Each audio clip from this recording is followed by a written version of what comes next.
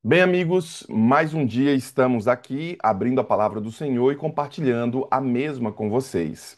Hoje eu quero falar sobre um reavivamento que nós temos, queremos, podemos ter para este tempo. Então, avivamento para este tempo. Eu fiquei muito feliz e é conhecido de todos que na semana passada o pastor Ayrton Killer, um brasileiro, se tornou a presidente mundial da Igreja Adventista. E ele, por ser brasileiro, nos é mais próximo ao coração por conta de nossa língua, mas sei que ele precisará, neste momento de vida da Igreja Adventista para frente, os próximos anos, reavivar, fazer uma reforma à igreja. Por quê? Porque Jesus Cristo está próximo de voltar. Daí então, hoje eu quero falar a vocês justamente sobre esse tema de avivamento para o tempo que estamos vivendo. Como é que eu faço, pastor, para ficar mais próximo de Deus? Como é que eu faço, pastor, para ficar avivado no Senhor?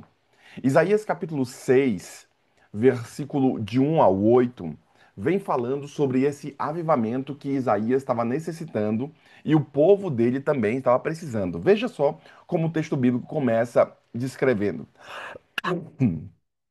No ano em que faleceu o rei Uzias, eu vi o Eterno sentado sobre um trono alto e exaltado. A aba do seu manto preenchia todo o templo. Ele tornou, ele em torno dele posicionavam-se serafins. Cada um deles tinha 6 asas. Com duas cobriam o rosto, com duas cobriam os pés e com duas voavam. E ao mesmo tempo clamavam uns aos outros: Santo, Santo, Santo é o Senhor dos exércitos. Eis que toda a terra está plena de sua glória. Ao som de suas vozes e batendo das portas, e o batente das portas tremeram, e o templo ficou repleto de fumaça. Então bradei eu: ai de mim, não tenho salvação. Porquanto sou um homem de lábios impuros e vivo no meio de um povo de impuros lábios. E os meus olhos contemplaram o Rei, o Senhor dos Exércitos. E imediatamente um dos serafins voou até onde eu estava, trazendo uma brasa viva que havia tirado do altar com uma tenaz. Versículo 7. Com ela tocou a minha boca e declarou-me: Vê, isso tocou os teus lábios. A tua culpa será removida e o teu pecado está perdoado. Em seguida ouvi a voz do Eterno que clamava: Quem hei de enviar? Quem irá por nós? Ao que prontamente respondi: Eis-me aqui, envia-me a mim. Ele me respondeu: Vai e dize a este povo: Podeis ouvir constantemente, mas não haveis de compreender. Podeis ver, podeis ver e continuar a ver sempre. Contudo, jamais percebereis. Embora o coração desse povo torna esta gente incapaz de escutar os seus ouvidos e tapar-lhe os olhos, que essas pessoas não enxergaram com os olhos, não conseguiam ouvir mediante os ouvidos e não possam entender com o coração, a fim de que não recebam a conversão e se tornem sábios. Vamos parar por aqui. Bem, nós percebemos que havia uma grande necessidade do povo de Israel aqui, em Isaías capítulo 6, de avivamento. Eles precisavam se avivar no Senhor, de buscar a presença de Deus, de estar na presença do Senhor. Será que nós também não somos pessoas que precisamos desse avivamento, dessa busca ao Senhor? O Brasil, ele tem necessidade de um grande avivamento. Eu penso que o nosso maior problema não é um problema político, por mais que o Brasil esteja vivendo dias conturbados na política, mas o nosso maior problema não é um problema, por exemplo, de finanças, por mais que nossa moeda esteja definhando aqui, esteja nossa moeda indo de mal a pior. O Brasil tem a necessidade de um grande avivamento. de buscar ao Senhor para que Deus mude a nação, para que Deus mude nossa família, para que Deus mude o nosso bairro. Nunca houve uma hora mais séria como essa em nosso país. Nunca houve um momento mais sério como esse em nosso planeta. O mundo, irmãos, tem virado muito rápido. O mundo tem modificado muito rápido. O mundo tem se tornado um mundo muito conturbado, como nunca antes. E olha que você que é mais velho já deve ter passado muitas coisas, não? Já deve ter passado por. A gente sempre diz, né? Eu sei que na América está havendo inflação um pouco mais alta do que o comum. Aí eu digo, olha, mas para os brasileiros, inflação um pouco mais alta do que o comum na América é um chá pequeno, porque nós já vivemos momentos de inflação galopante aqui no nosso país. Vivemos conturbações, então o brasileiro, ele é quase que dado à guerra, né? Ele sabe viver em meio a mundos perigosos, em meio a situações difíceis. Porém, nunca houve uma hora mais séria como essa. Eu olho para o Brasil, eu olho para o nosso país, eu olho para o mundo, eu percebo que o mundo está muito conturbado. O deslize moral está enorme, queridos irmãos. A contagem regressiva para a volta de Cristo começou a contar desde 1844. Vocês sabem da história disso. Eu vejo, e quando eu olho para essa questão de avivamento aqui, eu percebo que o avivamento da verdadeira piedade entre nós, diz a profetisa, é a maior e mais urgente de todas as necessidades. Buscar isso deve ser nossa primeira obra. Olha como ela fala que buscar o avivamento verdadeiro, a piedade verdadeira, deveria ser a nossa primeira hora, a coisa principal da nossa vida. Mensagens Escolhidas, volume 1, página 121. Reforma, e eu estou falando sobre esse tema aqui, significa uma reorganização, uma mudança de ideias, uma mudança de teoria, uma mudança de hábitos e práticas, como diz Mensagens Escolhidas, volume 1, página 128. O que precisamos é reorganizar a nossa mente à luz do que o Senhor quer.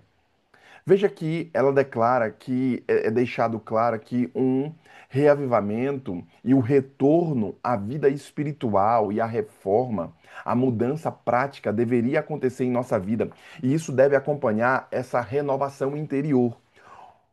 Um não substitui o outro, eles andam juntos. Reforma na nossa vida e reforma espiritual, os dois têm que andar junto aqui. Portanto, quando eu vejo esse tema de conturbação no mundo, eu percebo que nós precisamos buscar mais ao Senhor enquanto podemos achá-lo. Bem, é tempo para um genuíno avivamento. E por isso eu me coloco aqui no Goal Six hoje e me levanto para falar a vocês: precisamos nos avivar no Senhor. Por que digo isso? Esse avivamento ele deveria começar primeiro em nós, em nossas igrejas. Não espera as pedras clamarem. Não espera que as outras pessoas falem, mas que você comece a se organizar. Por quê? Porque estamos vivendo no tempo do fim. Por quê? Porque as coisas serão breves. Eu falo isso porque Isaías, o profeta, ele viveu num tempo como esse, num tempo de muita dificuldade, porque vocês sabem que ele se torna profeta ali, mas a nação estava paganizada, a nação estava cheia de problema. Pode ver que Isaías capítulo 1 ele diz, olha, não há nada sã nessa nação, tudo está podre, desde a planta do pé até o último fio de cabelo, tudo está podre nessa nação. E ele fala, Isaías 1, dando uma bronca, ele começa o sermão dando uma bronca ali no povo. Povo de impuros lábios, é o que ele diz aqui, olha, ele numa visão vê Deus, vê o rei, e ele fala, meu Deus, vou morrer agora. Por que vou morrer? Porque eu vi o rei. Eu sou uma pessoa de impuros lábios e ainda vivo numa nação de impuros lábios. O anjo veio correndo, pegou uma brasa debaixo do altar do Senhor, tocou na boca de Isaías e falou: o teu pecado foi purificado. Vá e prega o evangelho, vai e não peques mais, vai e ande na senda do bem.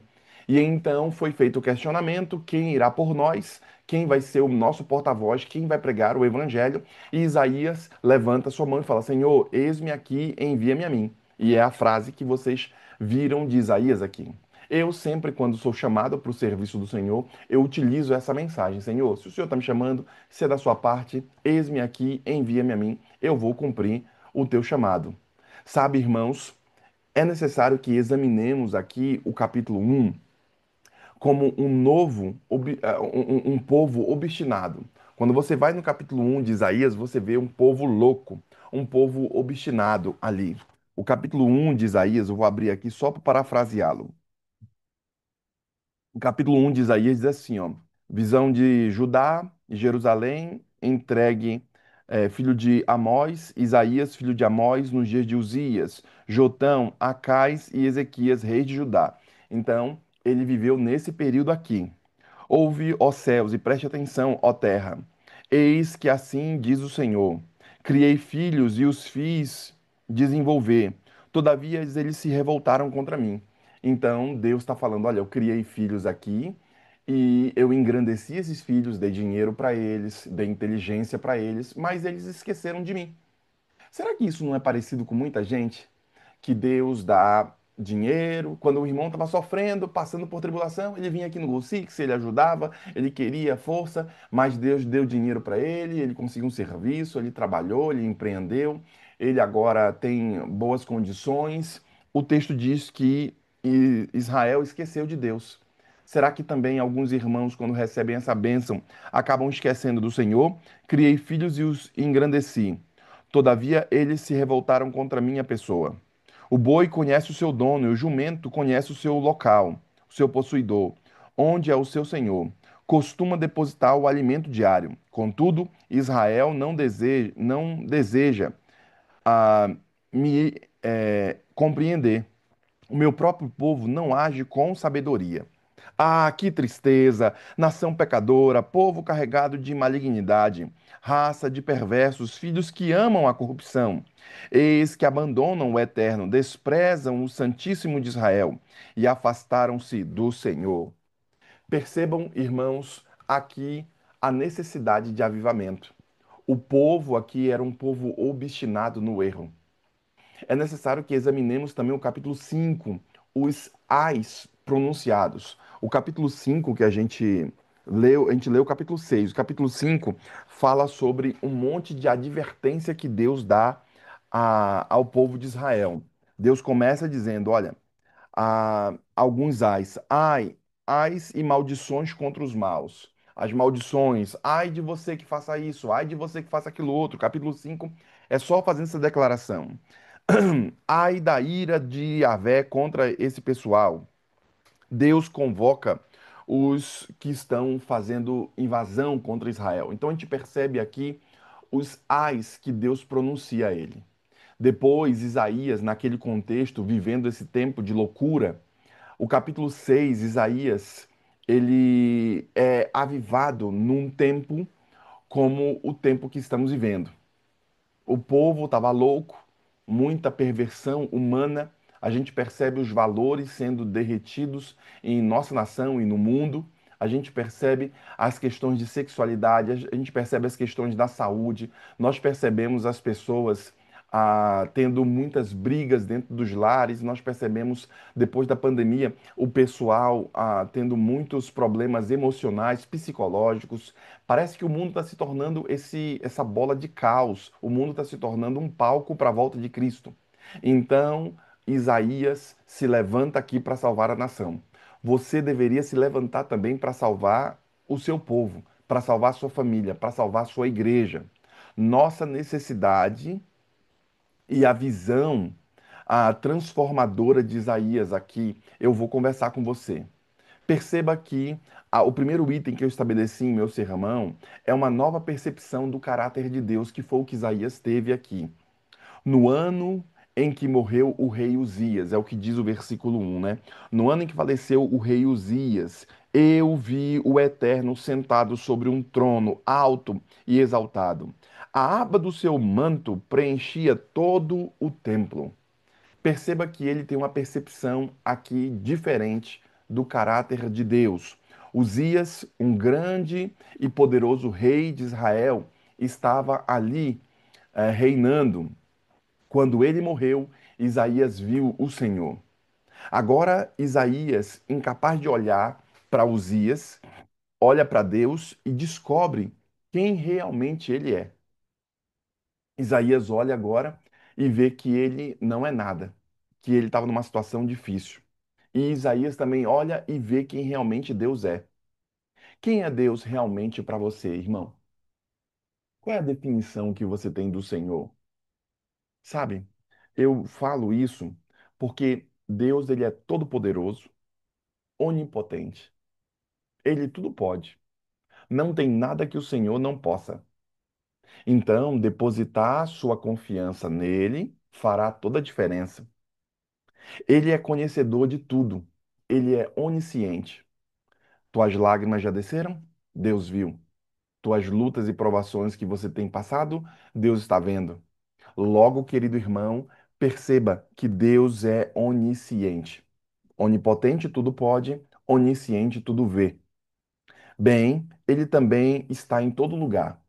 Deus é onipresente. Ele está em todo lugar. Eu estou falando aqui com vocês, Deus está comigo aqui. Você está dirigindo, como o caso do Bruno, está dirigindo, Deus está com ele. A irmã Rose lá está, Deus está com ela. Você que está em sua casa, Deus está com você. Deus está em todo o lugar. Deus é onipresente. Não existe um lugar em que Deus não possa entrar. Não existe um lugar em que o Senhor não está. Deus pode não gostar de alguns lugares que os crentes vão, mas Deus está em todos os lugares. Tudo está ao seu redor, assim como o oxigênio preenche todos os lugares, Deus preenche todos os lugares. Deus está em todo lugar. Portanto, ele é eterno. Ele é onipotente, onisciente, onipresente. Ele é eterno. Outra característica, não tem começo e não tem fim. Quem é Deus para você? Isaías, quando olha para o ser eterno, ele fala: Pronto, deu errado para mim, porque agora eu vi o Senhor. Perceba aqui, querido irmão, que Isaías teve que aprender que Deus também é santo. Não só os atributos de Deus, mas o fato de ele ser eterno, mas também o fato de Deus ser santo. Pode ver que Isaías capítulo 6 é declarado que santo, santo, santo é o Senhor, a sua trindade. Os serafins, pela eternidade, declaram essa santidade do Senhor. Eu já falei a vocês sobre o que os serafins falam pela eternidade, né? Santo, santo, santo é o Senhor dos exércitos. A Trindade, ela é santa. Quando você vai à igreja, você tem que entender que ali é um local santo porque Deus está presente naquele local. Você tem que entender que quando você está andando na rua, é um ambiente santo, por quê? Porque Deus habita em você. Se Deus habita em você, você é uma pessoa santa, você é uma pessoa separada. Sabe? Quando lemos aqui, percebemos que Isaías teve que aprender que Deus é santo. Quando é declarado santo, santo, santo ao Senhor dos Exércitos, Moisés tira os seus sapatos, né? Tira ali suas sandálias dos seus pés. Por quê? Porque o texto de Êxodo, capítulo 3, versículo 5, declara que onde Moisés estava era a Terra Santa. Quando ele vê aquela sarça ardente queimando e não se consumindo, pegando fogo, mas os galhos não se queimando, Deus fala, Moisés, tire a sandália dos teus pés, porque o lugar onde tu estás é santo. Tu estás na presença do Senhor. E ele tira a sua sandália, encosta o rosto no chão e ele começa a falar com Deus sem ter a coragem de levantar o rosto porque ele está diante do Altíssimo. Você deveria se ver mais assim, que você está diante do Altíssimo. Lembre-se que o processo de construção para os seres humanos é o processo da palavra. Você primeiro precisa falar, declarar, você primeiro precisa construir em sua mente, como a profetisa declara, renovando sua mente, para que então as coisas comecem a ser construídas. Não espere que as coisas sejam construídas, que as coisas mudem, para que você, então, seja um crente. Mas primeiro você vai ser crente, primeiro você vai acreditar, primeiro você vai entender o que eu estou falando aqui, para que você construa na sua mente o que vai ser feito no físico. Aqui também Isaías faz a mesma coisa. Ele percebe que Deus é santo. Ele constrói na sua própria cabeça, no seu próprio coração, a santidade ao Senhor que ele deveria viver. Ele fala: olha, eu tenho que me importar com uma pessoa que tem Deus, senão Deus não vai habitar em mim. Meu corpo, daí então entra a questão da reforma de saúde que eu fiz essa semana e que nós tanto falamos aqui via Pastor Enéas e tantos outros que vêm aqui falar sobre esse tema de saúde. Por quê? Porque nós queremos que Deus habite no seu corpo. Mais do que, eu lembro que eu estava falando com o pastor da igreja da Lagoinha e dizendo para ele, eu falei, pastor, o objetivo nosso a, da reforma de saúde não é outro senão preparar o nosso corpo como uma plataforma para que o Espírito habite e que o Senhor esteja no meio de nós. Não é para a gente ser só longevo, no sentido de viver muitos anos, mas para nós sermos o quê? Sermos pessoas que têm a presença de Deus consigo.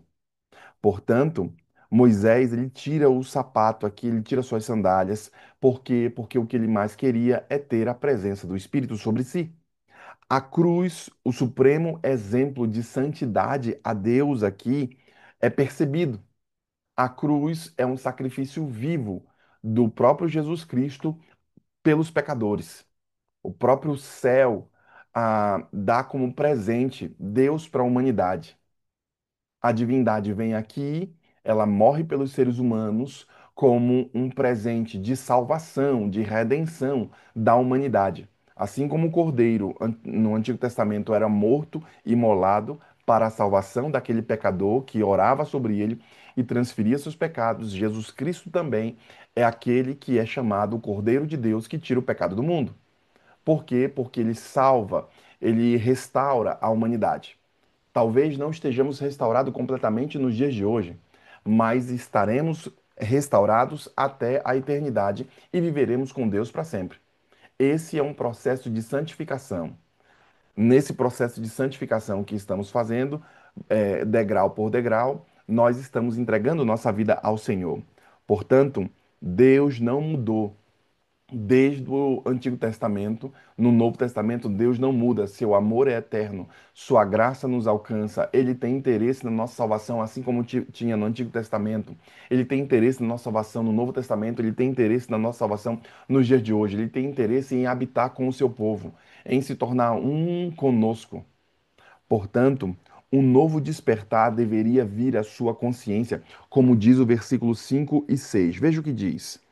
Então bradei eu: ai de mim, não tenho salvação, porquanto sou um homem de lábios impuros e vivo no meio de um povo de impuros lábios. E os meus olhos contemplaram o Rei, o Senhor dos Exércitos. E imediatamente um dos serafins voou até onde eu estava trazendo uma brasa viva, que havia tirado do altar com uma tenaz. Então ele teve aqui uma nova consciência, um novo despertar. Eu espero que o meu sermão traga a você uma nova consciência, um novo despertar. Para de olhar para o pregador, porque eu sou só um porta-voz. Olha mais para o que Deus quer falar para ti. A mensagem, ela é mais importante do que quem está pregando. Nós vamos passar, outros virão aqui. Isaías fez a seguinte declaração: então eu disse, ai de mim, ele falou, um contraste ao capítulo precedente. Porque no capítulo anterior há uma série de revoltas de Deus contra o povo. Vocês estão errando nisso, nisso, nisso, nisso, nisso, nisso. E o povo não reconhecia seu próprio erro. Quando chega agora em Isaías, Isaías fala: Meu Deus do céu, ai de mim, que faço isso, isso, isso. Que sou uma pessoa de lábios impuros e vivo no meio de um povo de impuros lábios. Bem, Isaías viu-se medido pelo padrão de Deus aqui. E por isso o camarada treme. Ele agora, um dos últimos dias, nós perceberemos as pessoas com a consciência cauterizada. Nesse período que estamos vivendo aqui, era o período que ele vivia também de juízo, as pessoas estavam cauterizadas. A gente fala para algumas pessoas, elas não entendem. A gente fala sobre determinadas coisas, mas as pessoas estão com a consciência cauterizada. Elas não compreendem as coisas. Por quê? Porque a sua consciência foi cortada.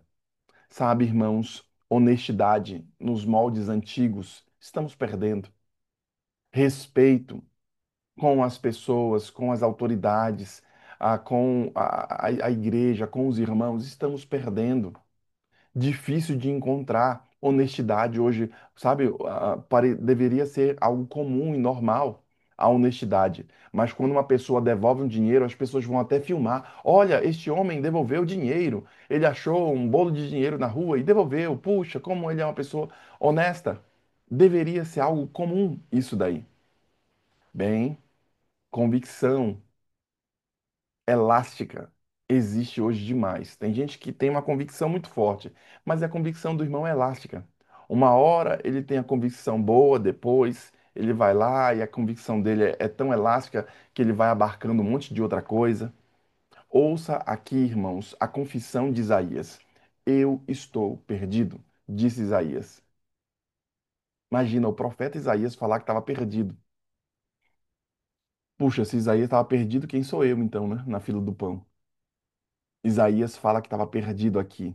Sou um homem de lábios impuros, diz ele. Habito no meio de um povo de impuros lábios.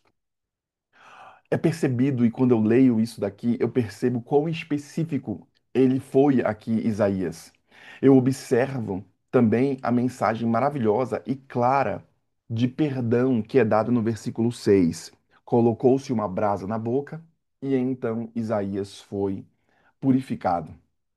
Eu julgo que você e eu deveríamos analisar Isaías capítulo 6 e avaliar um novo começo com o Senhor, um novo interesse pelas almas dos homens, assim como Deus teve interesse novamente, porque o povo era um povo muito duro, Deus novamente teve interesse por eles e Deus foi lá e salvou Isaías para ele ser um porta-voz de salvação para as outras pessoas. Você também deveria ter interesse pelas almas humanas, pelas pessoas, interesse em salvá-las, começando por sua casa. Se você não tem interesse de salvar as pessoas, então a gente já percebeu, você está no mesmo balaio da galera de Israel que estava padecendo. Deus teve que purificar o pecado para que ela tivesse de forma genuína um interesse em salvar os outros. É notado aqui a pergunta que o Senhor faz: quem é que eu vou enviar? A quem enviarei? Deus está te fazendo uma pergunta, meu irmão. Você não é povo do Senhor? Se você não está pregando o evangelho, você já sabe que lado você está. Você já sabe como está a sua vida espiritual. Deus quer purificar agora a sua boca para você ser um pregador do evangelho e ele te faz uma pergunta: quem é que eu envio? Sabe, irmãos, não é porque Deus fez essa pergunta e a Trindade se reuniu ali, faz essa pergunta porque não tinha ninguém. É porque ele queria despertar em você o desejo de dizer: Senhor, eis-me aqui, me use no dia de hoje. Eu estou aprendendo aqui no World Six, mas eu quero, Senhor, levar para frente essa mensagem. Eu quero abençoar outras vidas. Eu quero apoiar um ministério eficaz. Eu quero fazer com que as coisas cresçam. Sabe, irmãos, a resposta de Isaías foi essa: envia-me a mim.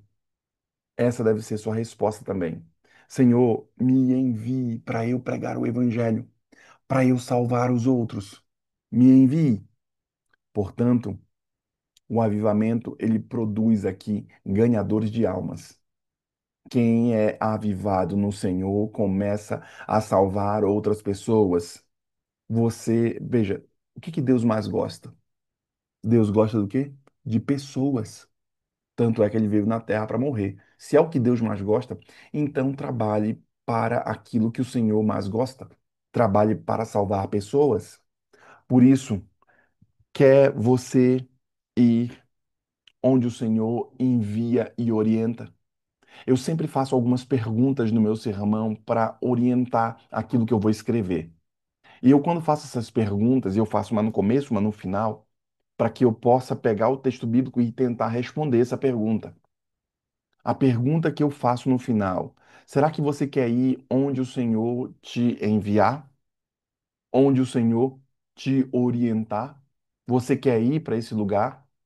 Deus está chamando você no dia de hoje para cumprir a missão. Não se esconda, não corra, não durma, não se revolte. Eu penso que só há uma resposta a dar ao Senhor. Eis-me aqui, eu quero ir, Senhor, como a irmã Rose disse aqui. A seara trabalhar, como a canção declara. Quero ser um ajudador, falar de Cristo, falar do seu amor. É por isso que essa pergunta do Senhor ainda soa aos ouvidos de todos que ouvem o sermão de Isaías, capítulo 6 aqui. Qual é a sua resposta? Será que você está respondendo positivamente o chamado de Deus? Olha, numa última pregação que eu fiz aqui com vocês, eu falei a vocês: pega um ministério para você ajudar. Se você é uma pessoa que tem outros talentos, você não tem tempo, então financia um ministério, apoia uma causa para que você suba de posto. Lembra que eu falei a vocês no meu último sermão sobre o xadrez? Tem os peões, tem aqueles bispos, tem ali a torre, tem ali o rei e a rainha. Eles estão jogando ali, eles são peças no tabuleiro.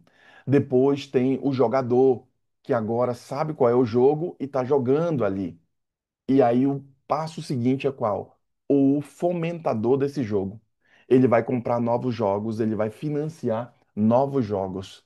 Você deveria estar nesse passo acima de ser alguém que financia, que apoia, que ajuda, que faz com que outras pessoas joguem esse jogo de Deus aqui. Trabalhem na obra do Senhor. Portanto, qual vai ser sua resposta depois de ouvir esse sermão? Vai continuar aí quieto? Deus está falando com você. Deus está chamando você. Bem, quando o seu coração está no lugar certo, quando você está fazendo aquilo que é certo, quando você está pronto a servir, quando o barco da sua vida, Deus está soprando assim, e o seu barco está vindo nessa direção, numa direção contrária àquilo que Deus quer. Seu barco não anda. Mas agora você entendeu a mensagem e você aceitou o chamado de Deus. E agora você vai na direção ao favor do vento, daquilo que Deus sopra. Então, seu barco está indo para lá e Deus vai fazer o quê? Soprar, e seu barco vai andar muito mais rápido. Você deveria ouvir a voz do Senhor e responder positivamente seu chamado. Por quê? Porque o amor de Cristo nos constrange, o amor de Cristo nos motiva. Quando eu olho para o amor de Cristo, como não amar a Jesus? Quando vejo o seu sacrifício, como não amá-lo? Como não querer a Deus? Esse amor tamanho que foi feito na cruz, que é feito nos dias de hoje, ele me constrange a tal ponto que tudo que eu tenho entrego. Lembre-se que para ganhar com Deus é você perder. Enquanto você estiver na luta com o Senhor, você não ganha dele. Mas como é que eu faço para ganhar essa luta? Quando eu perco. Quando eu abro mão da minha própria vontade, quando eu jogo as pedras no chão, quando eu digo, eu não vou mais lutar contra o Senhor, eu vou fazer sua vontade, eu vou deixar de fazer aquilo que eu gosto para fazer aquilo que o Senhor gosta. Aí você começa a ganhar nessa luta, aspas, com o Senhor. Você começa a vencer. Seu barco tem que andar, sua vida tem que desenrolar, você tem que crescer, você precisa se desenvolver. Como é que eu faço isso? Declarando positivamente no chamado do Senhor. Eis-me aqui, Senhor, envia-me a mim. Me usa, Senhor. Vou me aplicar, vou ajudar, vou abençoar, vou ser uma luz por onde eu andar. Eu quero ser usado por ti. Se essa for sua oração, se esse for seu intuito, se no dia de hoje você abrir o coração para o Senhor, seu barco vai começar a andar na direção certa, na direção que Deus colocou para você, e você vai voar, meu irmão. Você vai crescer. Que Deus o abençoe, que o Espírito Santo esteja a guiá-lo e que a graça do Senhor esteja no meio de nós. Vamos orar.